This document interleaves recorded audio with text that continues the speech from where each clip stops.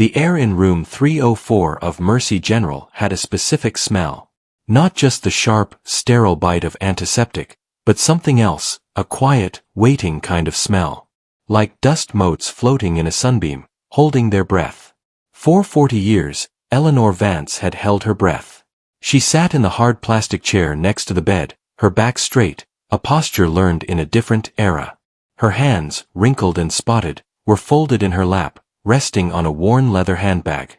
Inside that bag was her life, a driver's license, a library card, and a rosary she hadn't used in decades. On the bed, surrounded by a tangle of tubes and wires, lay Harold. Her husband. The man who had promised to love, honor, and cherish. The man who, for 40 years, had given her an allowance, a schedule, and a list of chores. He gave her a life that was neat, orderly, and as quiet as a tomb. The monitor let out a long, final beep. A flat, green line. A nurse rushed in, but Eleanor didn't move. She just watched the line. It looked like a horizon. The horizon of her life with Harold. The next few days were a blur of muted sympathy and black clothing.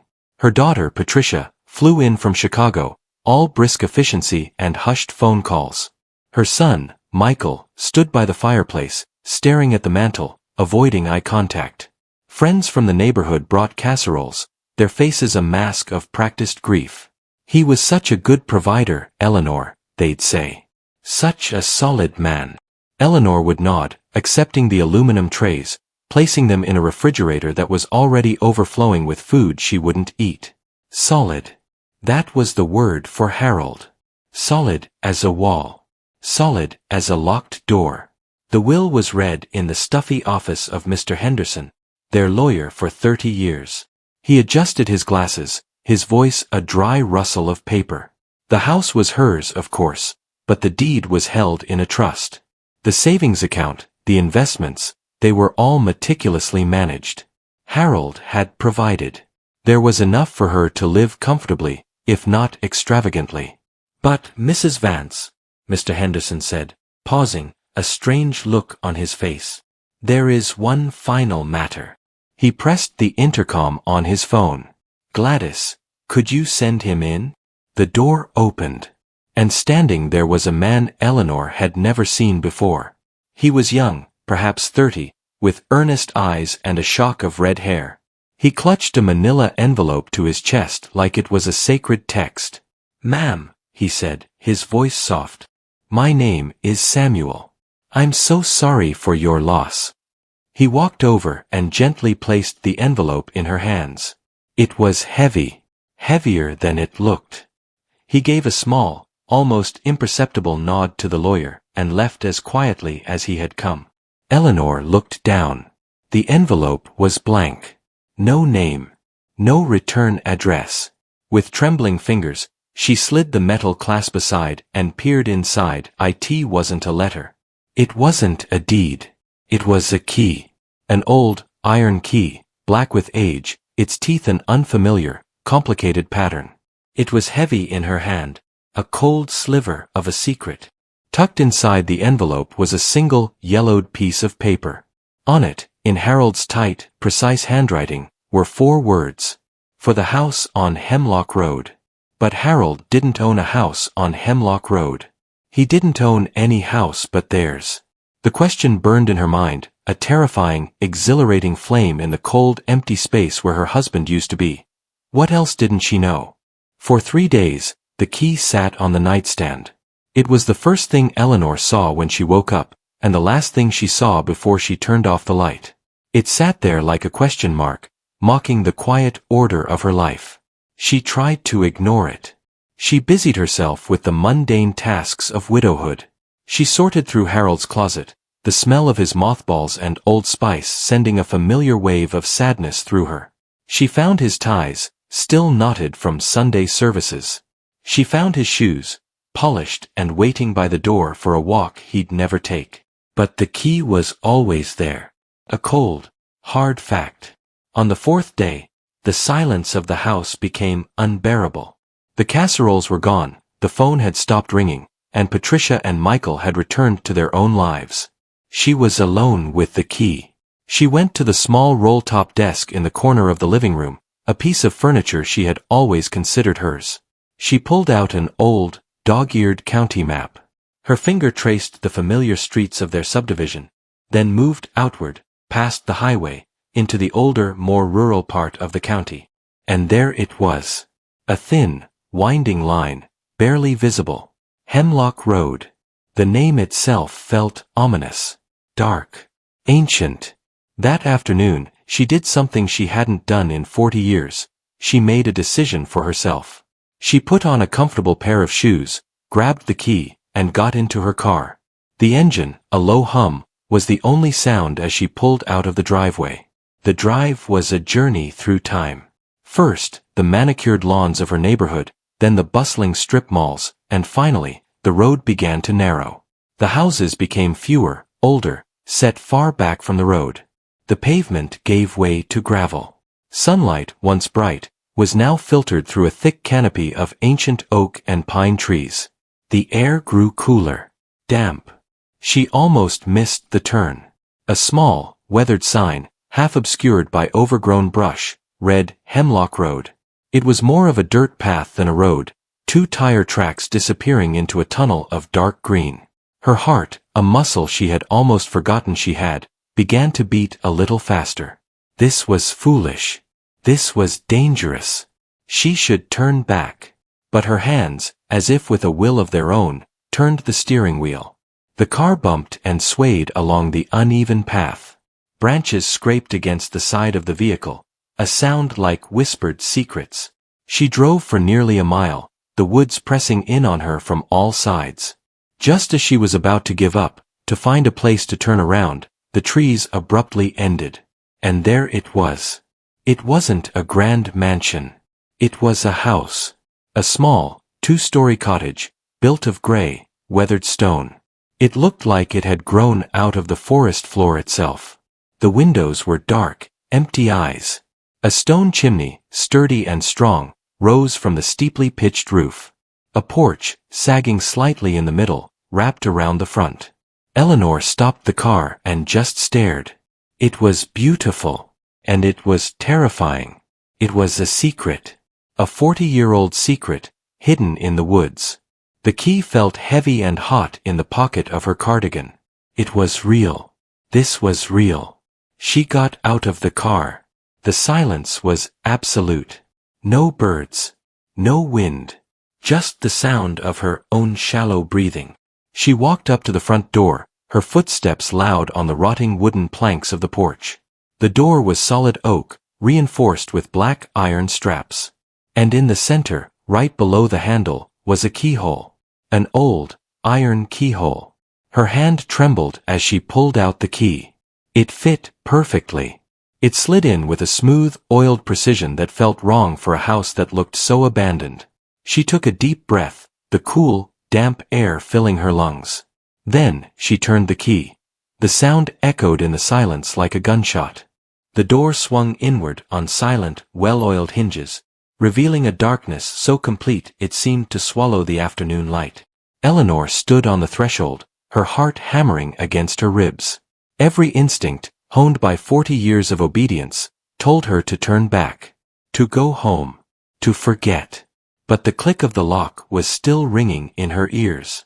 It was the sound of a door opening, not just on a house, but on the life she should have lived. She stepped inside. Her nostrils flared at the smell. It wasn't the expected mustiness of decay. It was the scent of lemon polish, old paper, and pipe tobacco. Harold's pipe tobacco. A cold dread, different from the suspense of the unknown, trickled down her spine. He had been here. He had been here recently. As her eyes adjusted, the room revealed itself. It wasn't a derelict shack. It was a sanctuary. A living room, furnished with overstuffed leather armchairs, a bare skin rug on the hardwood floor, and walls lined, floor to ceiling, with books. A grand stone fireplace dominated one wall, and on the mantel, a row of photographs stood in silver frames. She walked towards them, her legs feeling weak. She expected to see Harold. She did. But he wasn't alone. In photo after photo, Harold was smiling. A real smile, not the tight-lipped, controlled expression she knew. He was smiling with a woman. A woman with long, dark hair and a joyful, easy laugh that Eleanor could almost hear. They were on a beach. They were hiking in the mountains. They were sitting on the porch of this very house, holding glasses of wine. The world tilted. She grabbed the back of a leather chair to steady herself. This wasn't a secret investment. This was a secret life. In the corner of the room, she saw a desk. A beautiful, mahogany writing desk. On it, there was a single, leather-bound journal. Her name was embossed on the front in gold leaf, Eleanor. Her hands shook as she opened it. The first page was dated over 40 years ago. The handwriting was Harold's. June 3, 1982.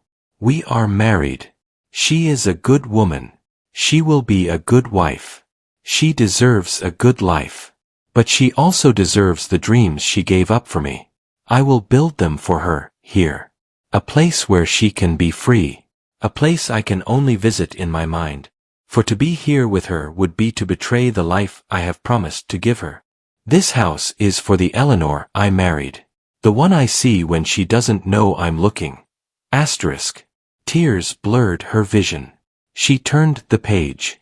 The entries continued, year after year. 1985.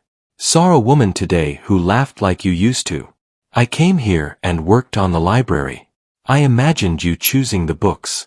1993. Business is hard. The world is heavy. I came here and sat by the fire. I could almost feel you next to me. I'm sorry I can't bring you here. I'm sorry I'm not the man who deserves to sit with you in this silence. 2005. The cancer scare. I didn't tell you how scared I was. I came here and I wept. I wept for the time I've wasted. I wept because I am a coward. Each entry was a wound. A revelation. The man she thought was cold, distant, and controlling was actually a man drowning in love he couldn't express. He had built her a dream home and locked her out of it. He had cherished her from a distance, creating a monument to her spirit while systematically extinguishing it in their real life. It was the most heartbreaking, confusing, and enraging thing she had ever read.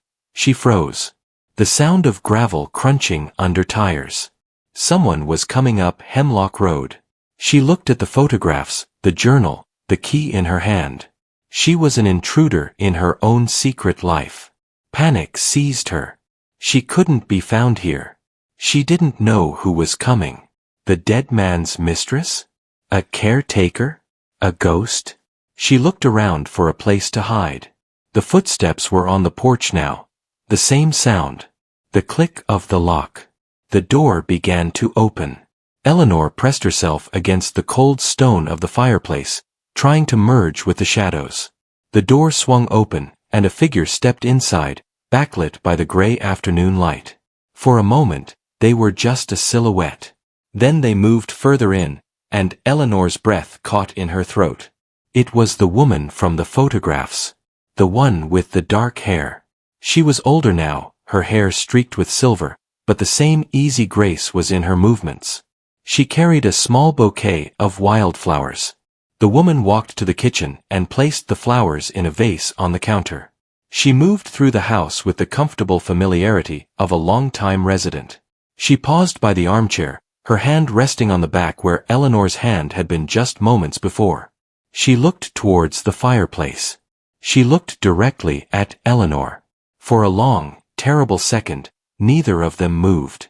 Then, the woman's face didn't contort with anger or fear.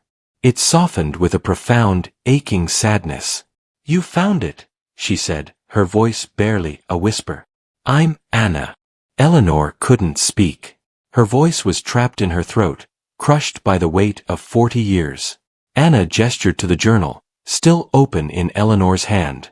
"He told me about you. Everything. He loved you more than anything in this world. He loved you so much it destroyed him." The words were a key, turning a different lock. The anger, the confusion, the betrayal, They began to unlock, making way for a raw, pulsing grief. "He was my best friend," Anna continued, tears welling in her eyes. "We met at a bookstore 20 years ago. I was a widow, alone, learning to live again. He was lost. We became friends. We would talk for hours. About books. About life. And always about you. He told me about the house. He brought me here once, years later. He said he wanted someone to know about it. Someone who would understand. He said if anything ever happened to him, I was to wait. To see if you would come." Eleanor finally found her voice. It was a ragged, broken thing. Why didn't he just bring me here? Tell me." Anna shook her head slowly. "He was afraid. He was so terrified of seeing disappointment in your eyes. He thought the life he gave you, the safe, stable life, was what you wanted. He thought bringing you here, to this wild, impractical dream, would be like asking you to be someone else. He couldn't see that the dream was you. He built this for the woman he saw, but he was too afraid to let her live." They stood there, two women bound by a ghost, in a house made of love and fear. Anna gestured for Eleanor to sit. 4 hours, they talked. Anna told her about the man Harold was when he wasn't being a husband. The man who cried reading poetry. The man who planted a garden of wildflowers behind the house, hoping one day Eleanor would see them. The man who was paralyzed by the fear of losing the woman he adored by actually letting her see how much he adored her. As darkness fell, Anna gently closed the journal. "This house is yours, Eleanor. It always was. It's not a secret anymore. It's your history. What you do with it now, that's your future." Anna left as quietly as she had come, leaving Eleanor alone in the silence. But this silence was different. It wasn't empty. It was full. Full of a love so twisted and misguided it had become a prison, but a love nonetheless.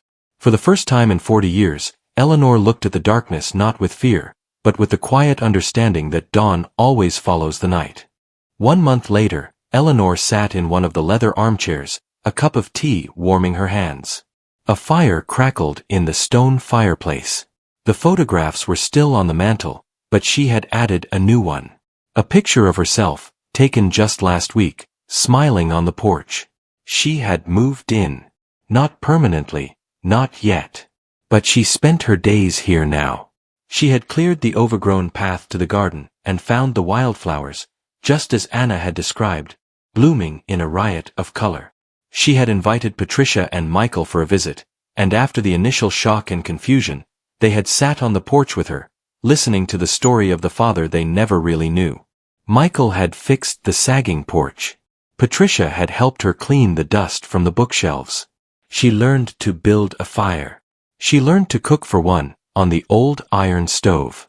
She started reading the books in the library, one by one, imagining Harold's hand picking them for her.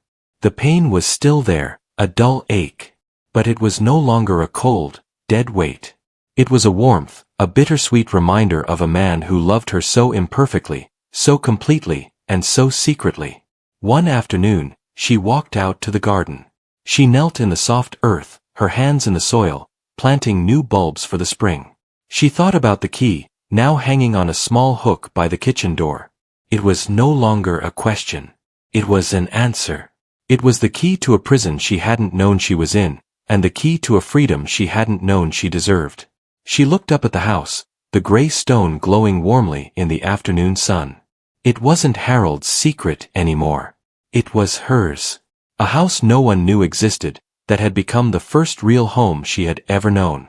It wasn't the life she had planned. It was the life that had been waiting for her all along. If you enjoyed this story, please hit the like button and subscribe to our channel for more interesting, realistic stories. Your support helps us create even more amazing content.